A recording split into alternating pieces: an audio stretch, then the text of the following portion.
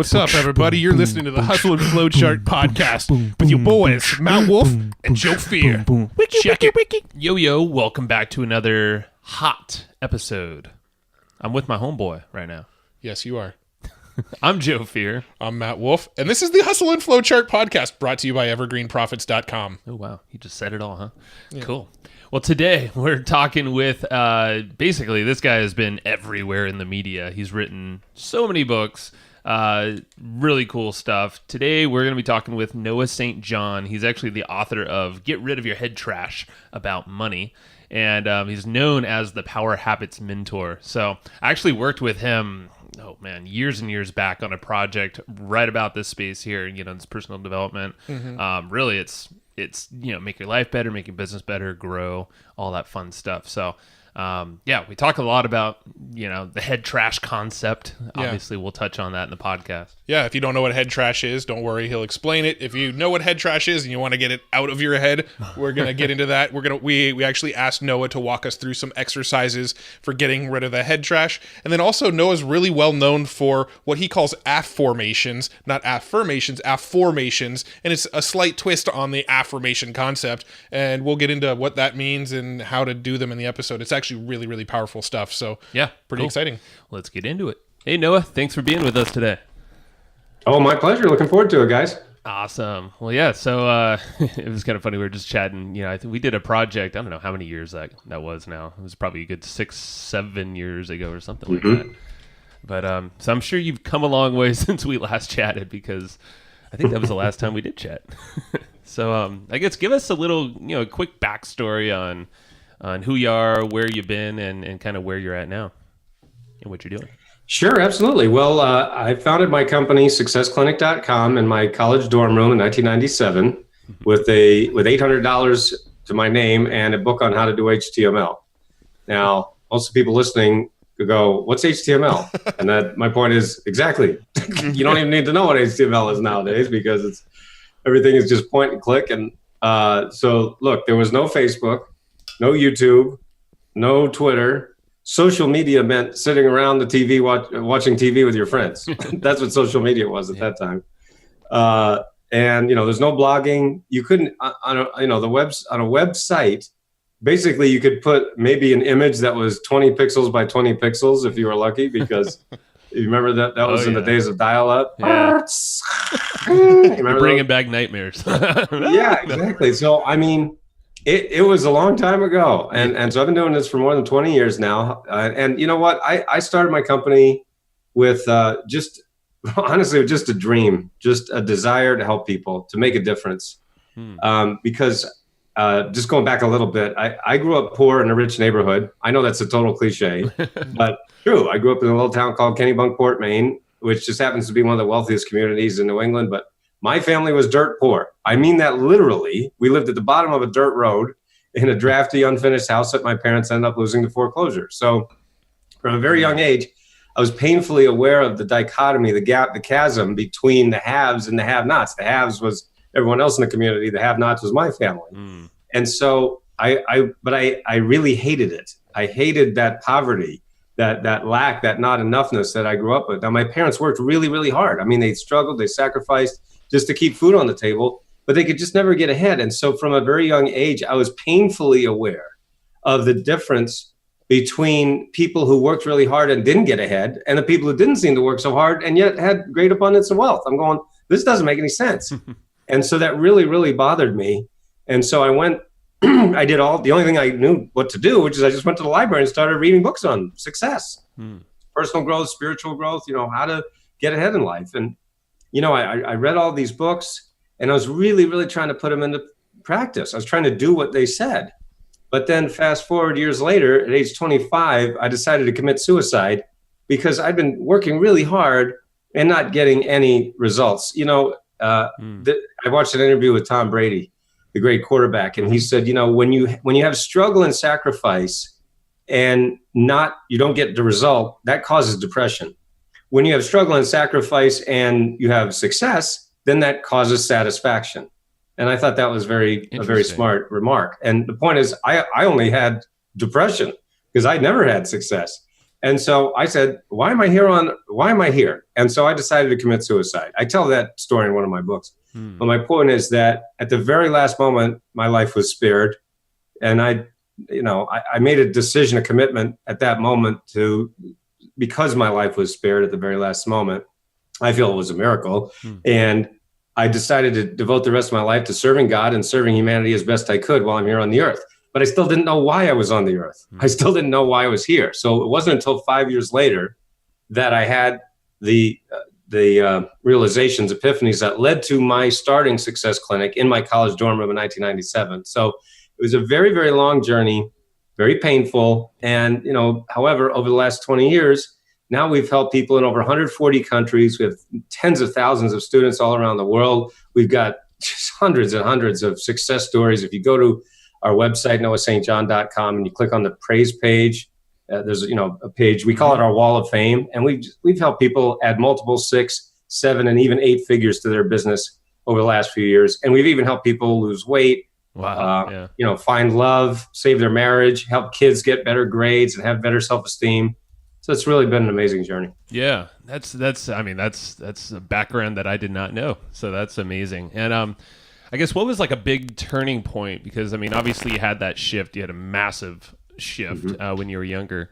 How did you get on this path of success and finally kind of flip it? Well, it was really what happened was, as I mentioned, when I was studying all those traditional success books, I call it traditional success literature. And in all those books, what they talk about is how to succeed. Well, that makes perfect sense, right? If you want to learn, if you want a result, it's nice to know how to do it, how to succeed. That just makes logical sense. Yeah. The problem is we humans aren't logical, right? And so that was the basis of one of my major epiphanies that I had in 1997, which actually led to my writing my very first book, which is called Permission to Succeed. And what I realized is that we humans don't actually, many of us don't need more how-tos of success. What we actually need is to learn how to give ourselves permission to succeed. That was the phrase that just hit me like a bolt of lightning when I realized that I had never given myself permission to actually be successful. That's why I was reading all those books and they weren't making any sense to me. They didn't hit the actual problem that and then I realized millions of other people have, or I had at that time, which was, I don't even know if I'm allowed to succeed. I know that sounds crazy. I know that sounds silly even to some people. They go, what do you mean permission to succeed? Well, why would you need that? Well, the fact is that what I've realized is there are two groups of people, what I call the naturals of success and everyone else. Now, the naturals of success are the ones that we're all familiar with. We all know who they are because they allow themselves to succeed at a very high level. And what I mean by that is, we all know people in every industry, whether it's the network marketing industry or real estate or chiropractic or the service industry or the thought leadership industry, which I'm in. The point is that in every industry, there's the very, very top level, and then there's everybody else. And what I realized is that the people at that very top level, I call them the 3%ers, that what they're doing is they have these things that I now teach that allow them to be unconsciously competent at allowing themselves to succeed. And so I'm sure we've all heard the fact that, when you're learning a skill or a new habit, we go through the 4 stages of competency. You start with unconscious incompetence. That means you don't know that you don't know. Then you go to conscious incompetence. That means you don't know. Then you go to conscious competence, which means you know and you're working at it. And then you go to unconscious competence, which means you do without thinking. And so what I realize is these naturals, these 3%ers, are unconsciously competent at allowing themselves to succeed. So they went right to the how-tos. They said, well, here's how to succeed. Meanwhile, the rest of us are sitting there going, yeah, that's great, but I got to go back a step, and no one was talking about this. I was the first person to actually identify this, in which I actually discovered the name of this condition that I called success anorexia. People are there's millions of people, tens of millions, who are unknowingly starving themselves of success. So that was the basis of my entire body of work that now I've written 14 books and they're published in 17 languages. And as I mentioned, we've helped people actually now we've not only helped people build multiple 6 and 7 and add even 8 figures to their business, but we've helped our clients add over $500 million just over the last few years. Now it's interesting that you said about the whole how-to thing, because we definitely picked that up with just our own community with our teaching. We have a lot of marketing education out there, and it's definitely, there's some people just have this brick wall where they're like, okay, they're not ready for the tools, but they're ready maybe for principles first, and maybe even, obviously the mindset stuff and the stuff that you talk about as well.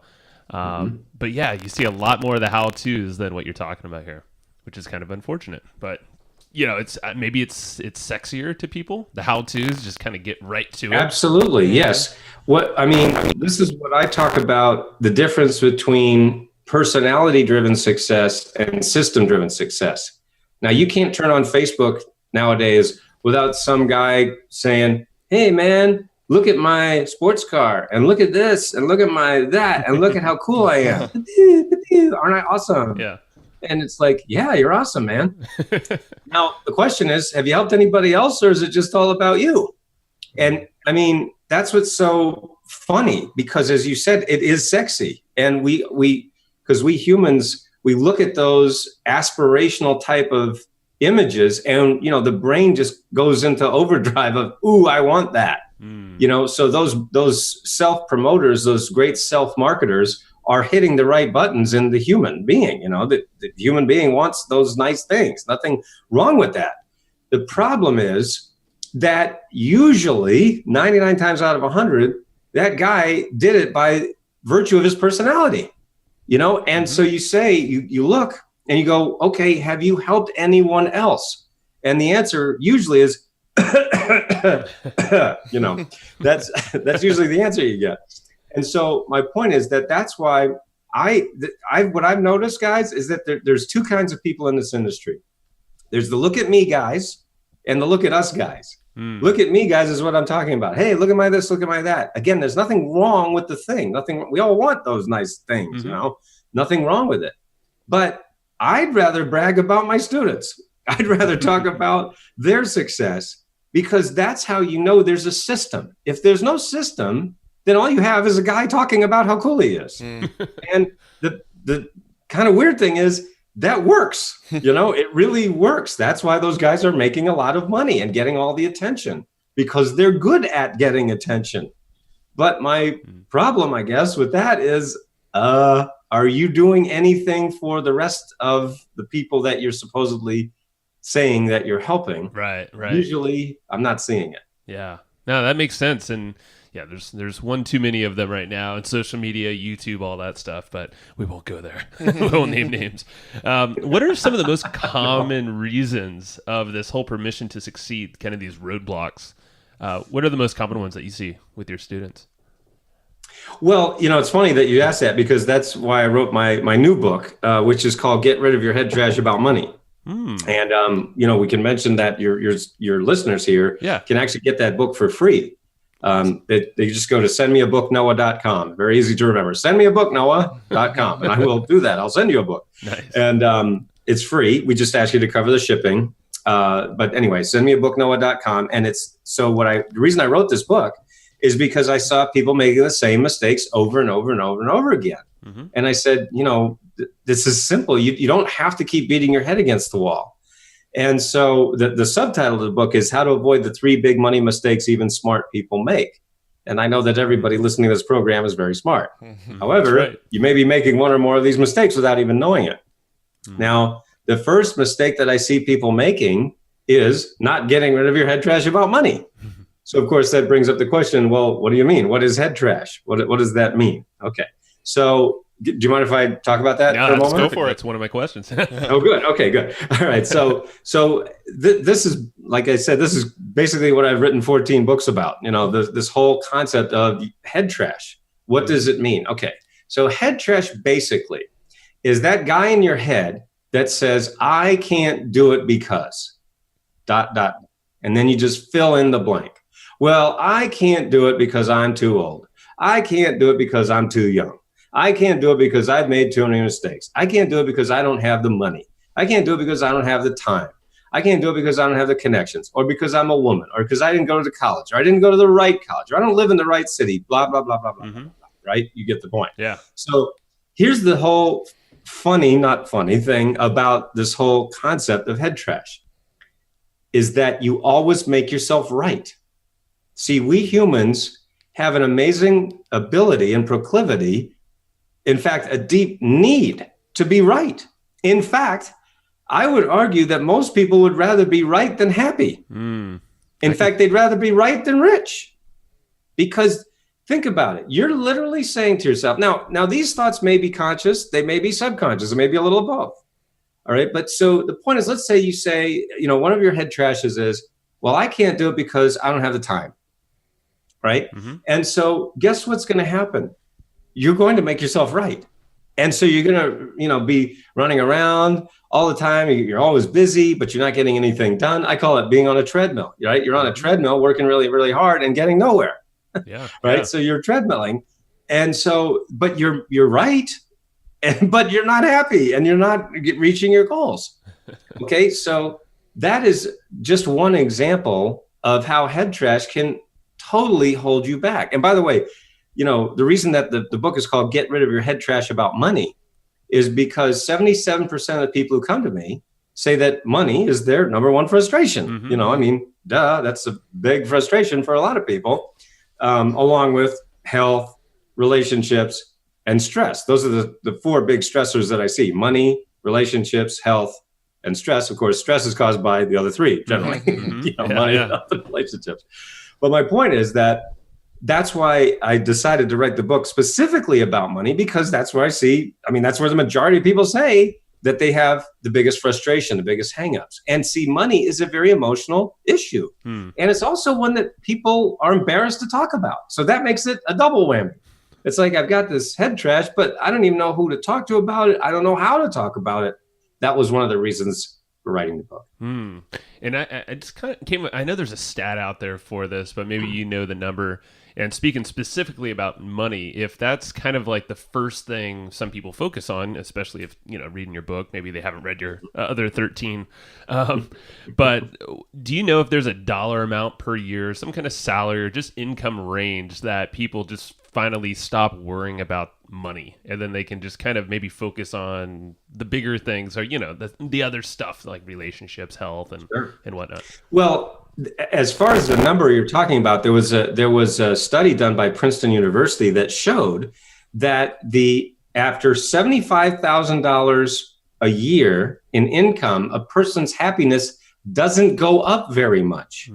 So my point being is that everybody says, well, if I had more money, then I would be happier. What that study found is that basically a person's happiness increases up to the level of about $75,000 a year.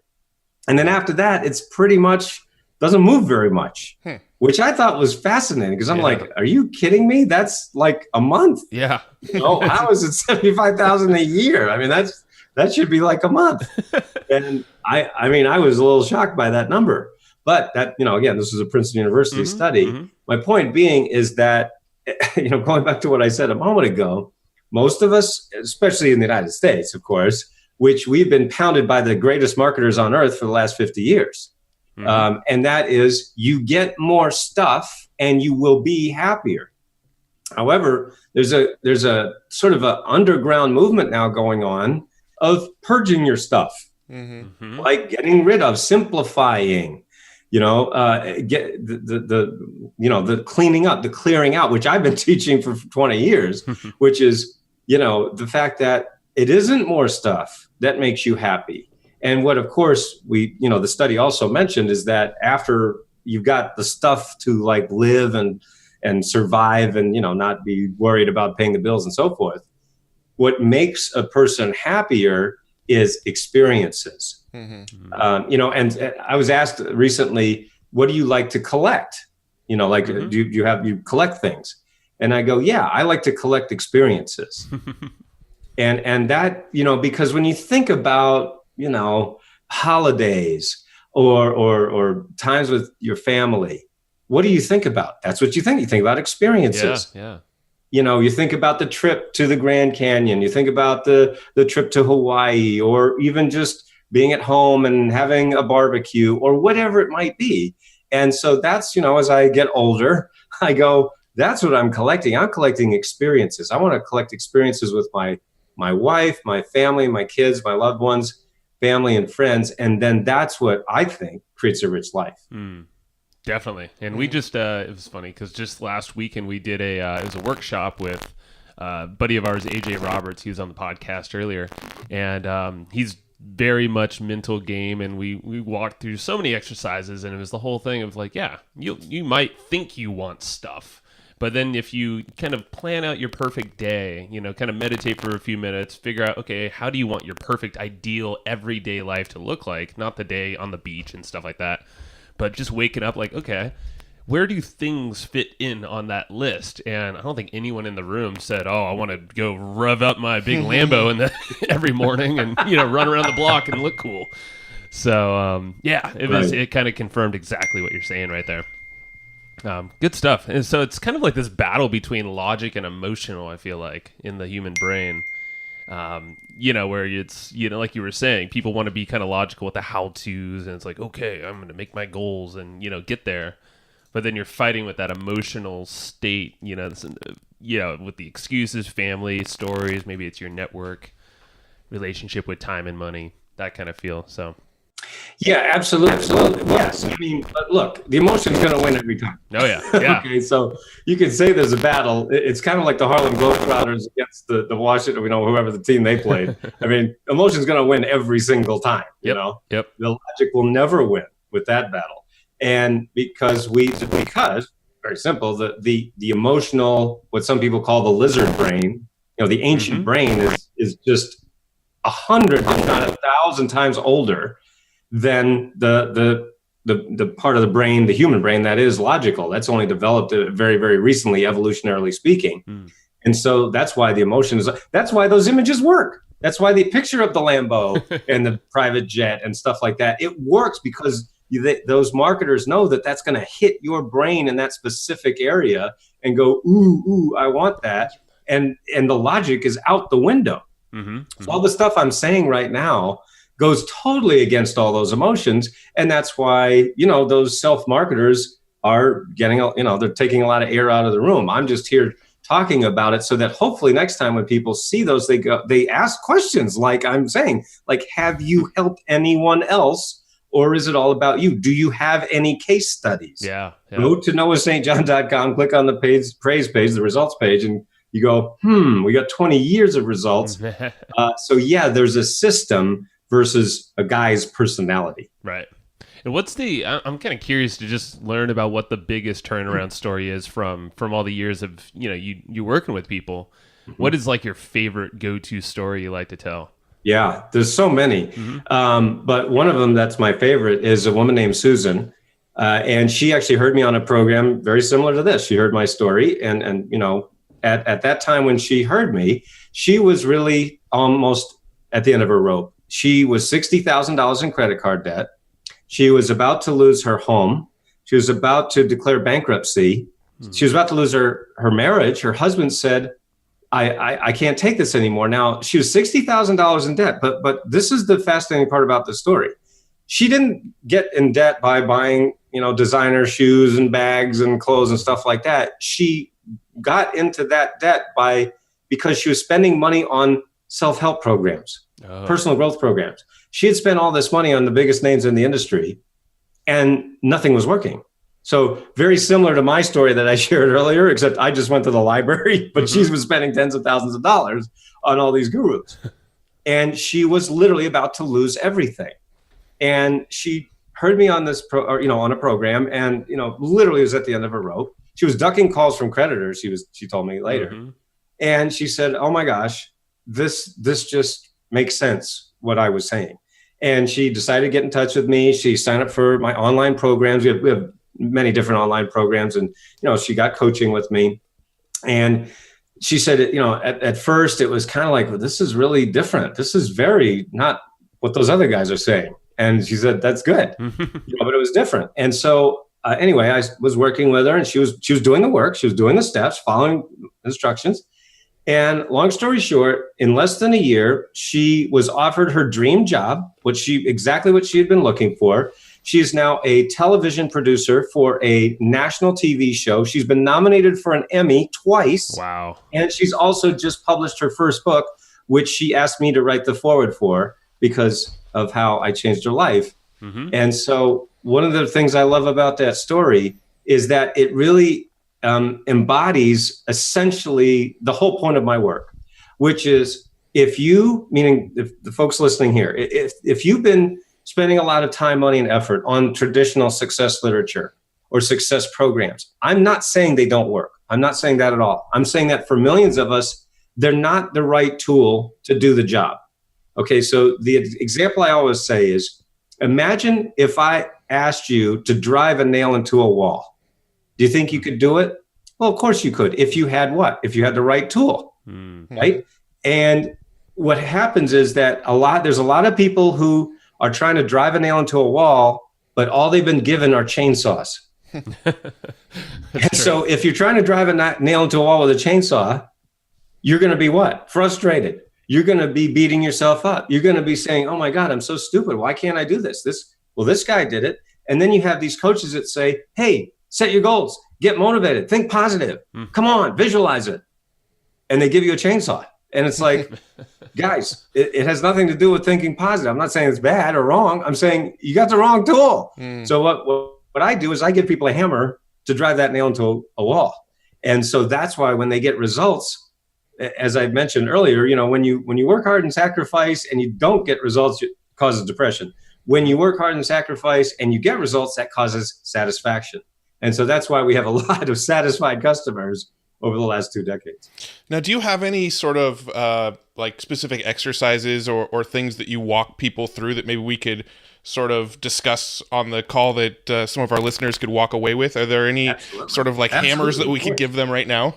Of course, absolutely. All right, so let's go back to what I was talking about a moment ago about your head trash, okay? So the point about your head all right, so think about this. I love to give this exercise too.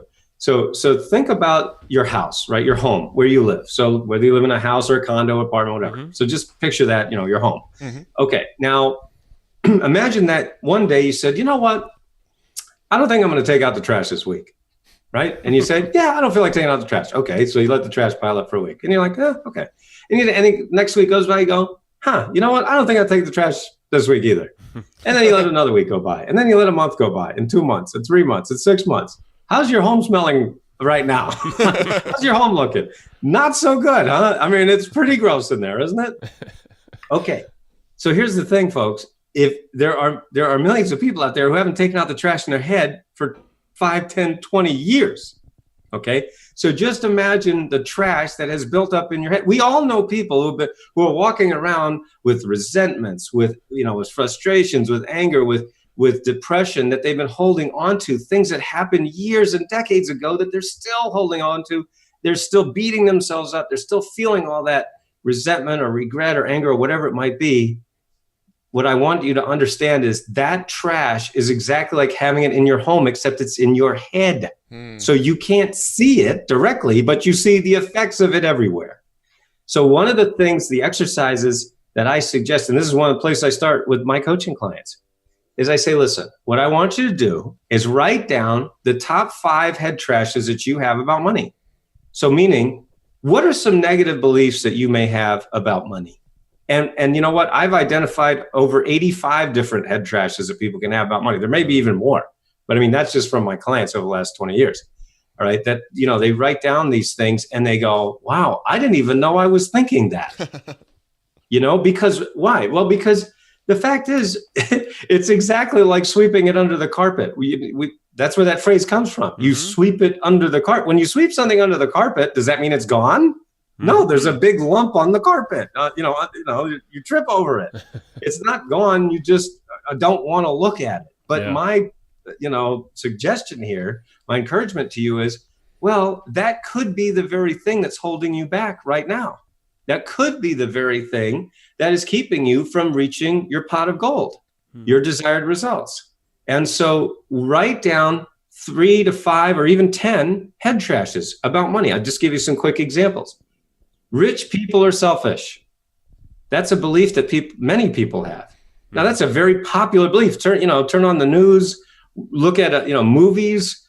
Who's the only bad guy that you can have? Basically, a white male businessman. That's the only bad guy you can have in a movie right now. Right. A white male businessman who's rich and is, a son of a gun. All right. So, but the point is, what that does is it reinforces that belief that rich people are selfish and mean. Now, look, here, I'm just going to take this one particular, head trash. Mm-hmm. Of course, there's rich people that are selfish. There's poor people that are selfish too. Mm-hmm. Oh, yeah. There's rich people that are really, really nice. And there's poor people that are really, really nice. The fact is, money doesn't change anything. It reveals everything. That's like a writer downer right there. Money doesn't change anything. It reveals everything. What you are. So take a person who doesn't have money, right? And just picture that. Now, if you're a nice person that doesn't have money, and then you give them money, what's going to happen? You're just going to be nicer, mm-hmm. but you're able to help more people. Mm-hmm. But you take a not nice person and they don't have money, and then you give them money, what happens? Now they can be more mean to more people.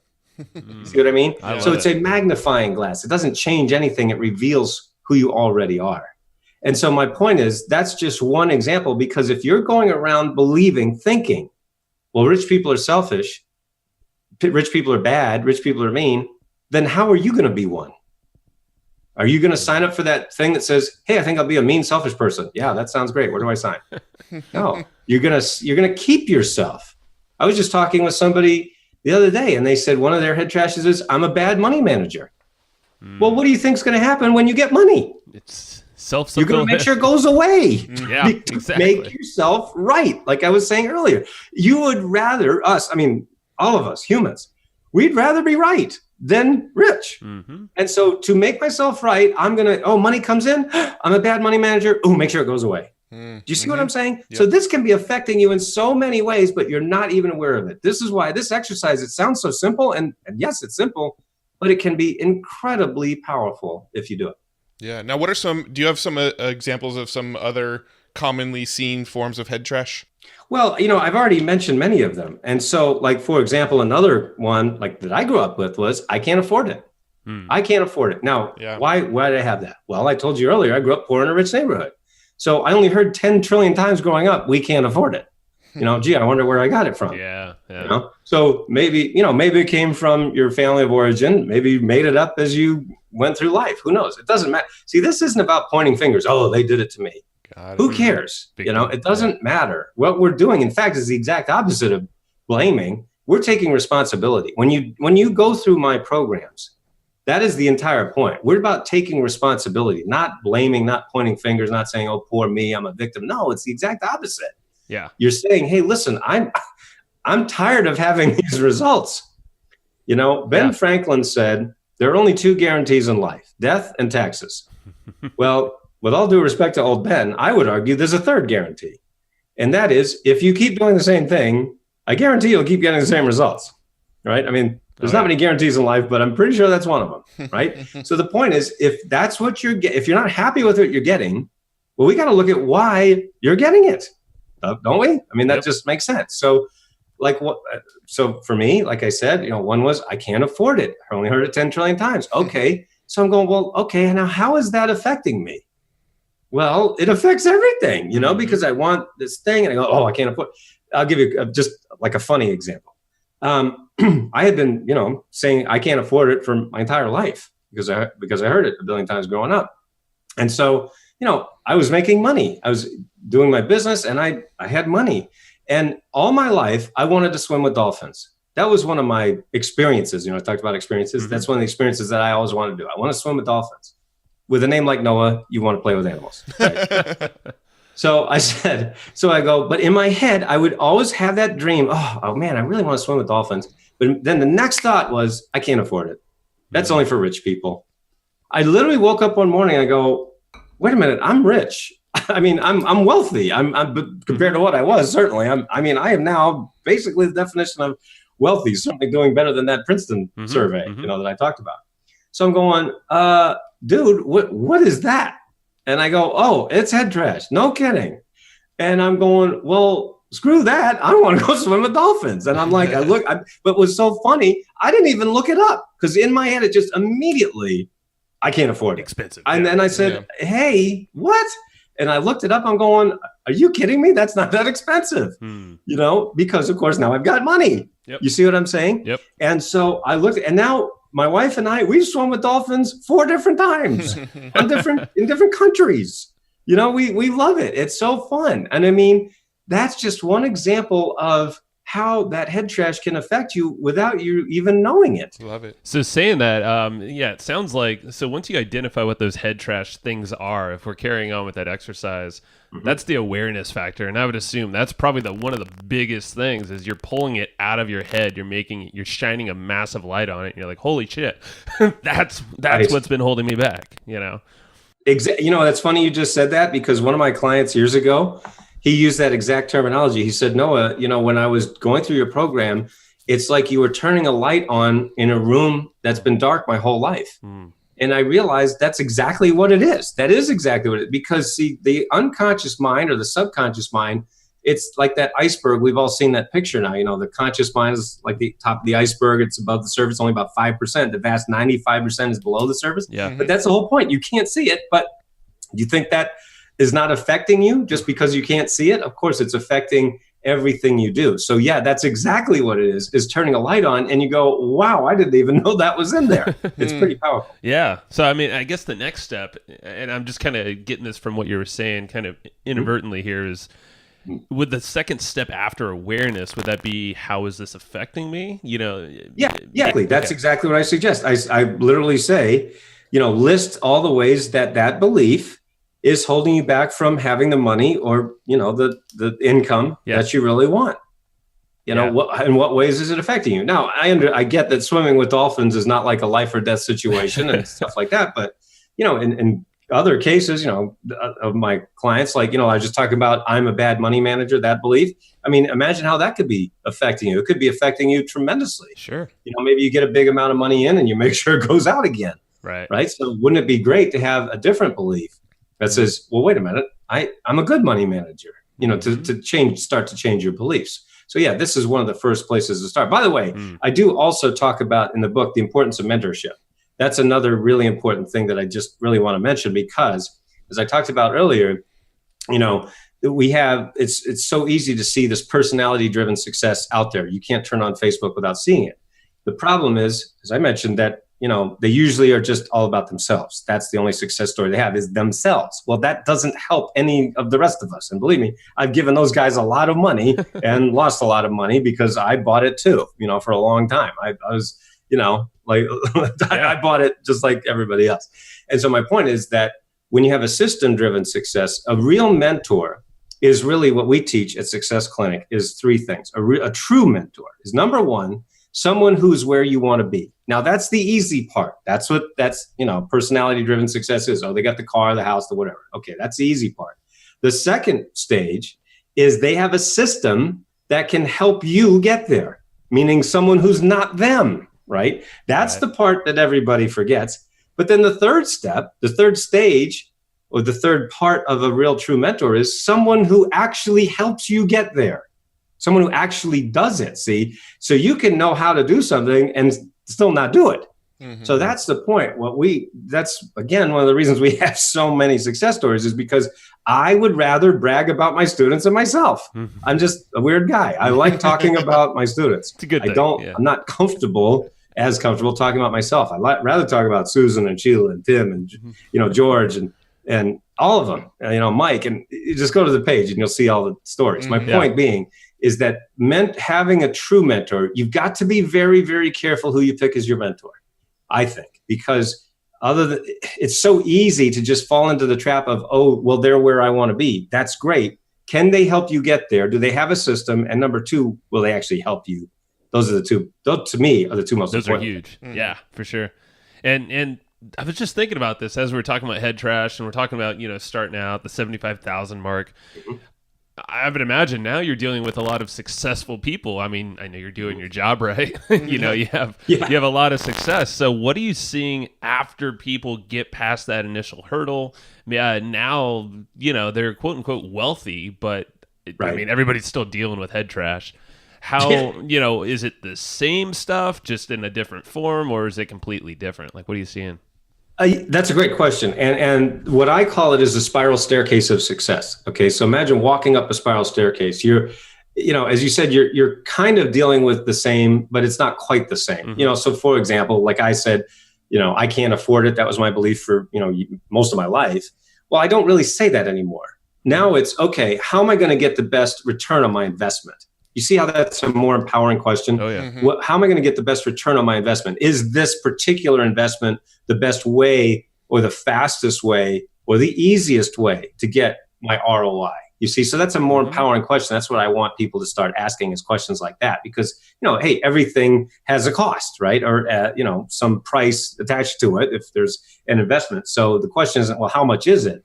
The question in your mind should be, how fast and how easy can I get my return on this investment, whatever it is that you're looking at? And so my point is that one of the things that I look at is an acronym that I call LOSS, LOSS. Mm-hmm. This is one of the biggest things that I see holding people back, is LOSS, and that stands for lack of support system. When you have a lack of support system, it's going to be extremely hard to get to your pot of gold, if not, I don't want to say impossible, but just really, really hard. Mm-hmm. Okay. So the point is that there's no such thing as a self-made man or woman. You know, there has to be a support system, whether it's, you know, your spouse, or whether it's your family members, or whether it's a coach or teacher or mentor.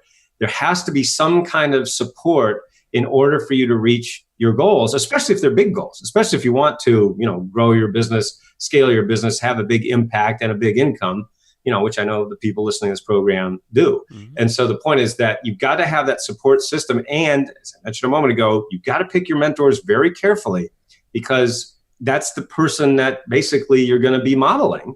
And we humans need good role models. We need strong role models, not just about personality, but about systems. And so if you're thinking that, man, this is really hard, you know, to grow my business or scale my business or whatever it might be, I would encourage you to look at your support system. Do you have the proper mentor or mentors or coaches in place? Do you have that support system? If not, you know, I guess one of my messages is to your listeners that there is help available. There's help available out there, and you don't have to reinvent the wheel. You don't have to do it all by yourself.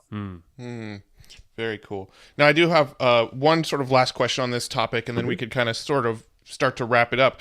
But so we've sort of identified the top head trash stuff that is going on in our head. We've kind of identified how it's actually affecting our lives. We know that we should probably go out there and look for a good mentor that meets all the criteria we just discussed. What sort of things can we start doing on a daily basis to start shifting this head trash? What's the recommendation once it's identified and we know how it's affecting us? What can we do to sort of shift those beliefs? Yeah, absolutely. One of the things that I teach is my concept of Afformations. I'm kind of famous for inventing this method called the Afformations method. We all know what an affirmation is. An affirmation is a positive statement, like I am happy, I am rich. You know, so basically, what the traditional success teachers said is just take those. If you have a negative belief, just turn it around, make it a positive statement. Instead of, you know, I'm not good enough, you say I am good enough. So, you know, the classic example is I am rich, and you say I am rich, and your brain says no, you're not, right? And so what basically they're saying, what they taught is bash your brain into submission. That's basically what they taught. Bash your brain into submission, and I'm sure it'll work out. Okay. Well, many years ago, in fact, in 1997, I had a shower epiphany. I call it the shower that changed everything. You know, this epiphany in the shower. I talk about it in, you know, several of my books, the Book of Afformations, The Secret Code of Success, and on and on. Anyway, so I realized, wait a minute, the human mind actually operates using questions, right? Not statements. If I were to ask you, why is the sky blue? Your brain automatically starts to search for the answer. Why is the sky blue? Now, you couldn't even help doing it. So I said, wait a minute, well, why are we going around making statements we don't believe when the human mind automatically searches for answers to questions? Why don't we just cut out the middleman? And I said, well, I don't know. What would that look like? Well, let's see. You got the statement. So what I like to do in my live events, like I have a live event called Freedom Lifestyle Experience. I have everybody stand up and I say, okay, we're going to say this affirmation. Ready? I am rich. And everybody goes, I am rich. And then they start laughing. I go, what are you laughing at? We go, well, I'm not rich. I said, but you just said you were. Yeah, but I don't believe it. You see, so that's the whole point. We can say these things all we want, but if you don't believe it, it doesn't make any difference. There's nothing wrong with the statement. The problem is we don't believe the statement. So I said, wait a second. All right, so that's the statement. And the brain literally goes, yeah, right. So I said, well, if that's true, then what would the question be? Why am I so rich? Why am I so rich? Now, when you ask that question, what immediately starts to happen in your brain? You start to search for the answer, right? And so I said, well, wait a second. What we're really talking about here is the law of sowing and reaping. As you sow, so shall you reap. But what are we sowing? We're sowing seeds of thought.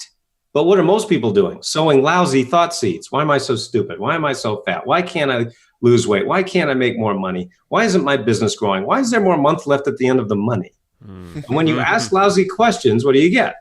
Lousy answers. And that creates a lousy life. So I said, wait a second. What if instead of asking lousy questions that lead to lousy answers and create a lousy life, what if we flip the whole thing on its head and start asking empowering questions that lead to phenomenal answers and create a wonderful life? And as I was standing there in the shower, April 1997, I said, holy cow, I think I just invented something. And so I had to give it a name, and the name that I gave it was Afformations, not affirmations, but Afformations. And now this is one of the things that people absolutely love. This is one of the things that helped Susan, for example, that story I shared earlier, helped her turn her life around from $60,000 in debt to a six-figure income in less than a year.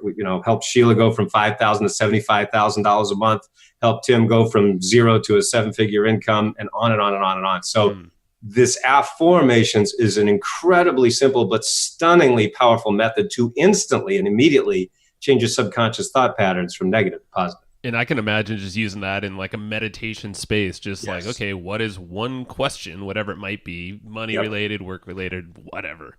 And then just focus on that for, 10, 15, 20 minutes. You got it. Yes. And when you go to our website, when you go to noahstjohn.com, we've got lots of different tools, books. We've got iForm audios. You can listen to them, as you just mentioned. You can have them in your meditation, or you can even just listen to them throughout the day while you're exercising, even listening in your sleep. So really, really powerful tool. Love it, Noah. Well, before we totally wrap up, what is one, and we know you have your own books for sure, and people will definitely check them out. What's another good, maybe a book or resource that you go to from maybe one of your mentors that you'd like to recommend?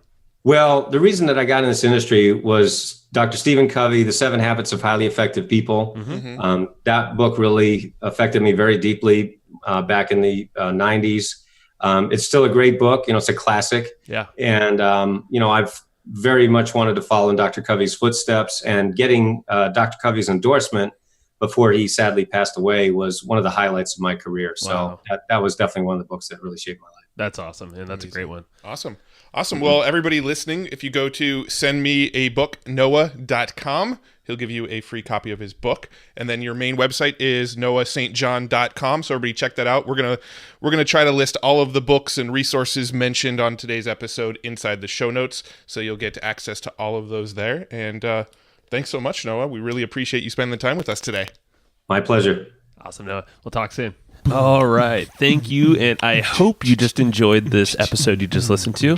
Now, right now, before we sign off, I have a few things I would love for you to do. So the very first thing is to go find our guest on Facebook and tell them that you loved their episode with us. That's going to help them just feel good about themselves, but also it's going to spread the word a little bit more for us. So go find them on Facebook. Everybody's on Facebook, and go say that you love their episode and maybe one cool thing that you learned there. The second thing is to go to iTunes and subscribe to our podcast. Just look up Hustle and Flowchart and hit the subscribe button. And the very last thing, the third thing, is to leave us a review on iTunes or wherever you're listening to this podcast and help us spread the word more. That's how more people are going to get this awesome knowledge, this cool podcast training, and a whole bunch of other cool free training that we give out at evergreenprofits.com. So that's about it. Go find them on Facebook, go subscribe on iTunes, and leave us a review. You would be amazing if you did that, but you're always amazing. So thanks for listening, and we'll catch you in the next episode.